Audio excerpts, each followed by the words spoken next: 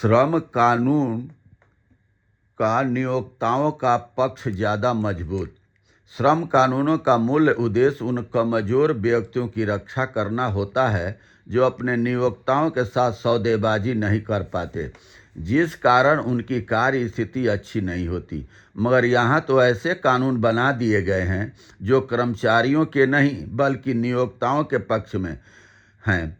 कहना गलत नहीं होगा कि नए श्रम कानून मजदूरों की जगह मालिकों के हित में है।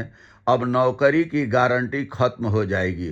मालिकों के लिए फैक्ट्री को बंद करना आसान हो जाएगा, मजदूर संगठन बनाना मुश्किल होगा और भविष्य में सभी कर्मचारियों को अनुबंध वाली नौकरी में धकेल दिया जाएगा।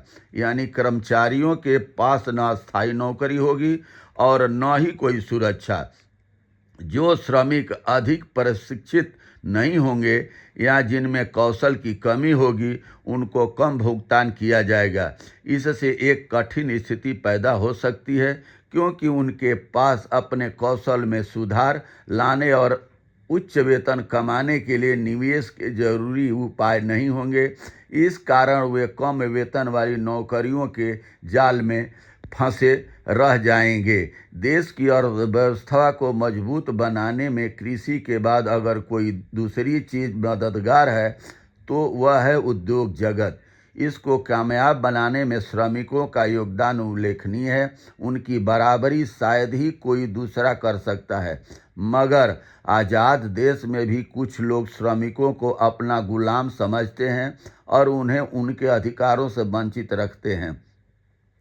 निश्चय ही मोदी सरकार ने श्रमिकों को अपनी तरह से राहत देने और अधिक सुविधा पहुंचाने के लिए नई श्रम संहिता को हरी झंडी दिखाई है, लेकिन उनमें मुख्य रूप से दो बातें समझ से परे है। एक, इसमें यह प्रावधान किया गया है कि महिलाओं को अब पुरुषों के बराबर वेतन मिलेगा।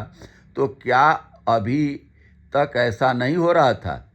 मेरा मानना है कि महिलाओं को पुरुषों के बराबर वेतन पहले से मिल रहा है, फिर चाहे वह सरकारी क्षेत्र हो या निजी। तमाम जगहों पर महिला कर्मचारियों को पुरुष कर्मचारियों के समान ही वेतन व सुविधाएं दी जा रही हैं। यहाँ तक कि उन्हें वित्तीय परिस्थितियों में लाभ भी दिया जा रहा है।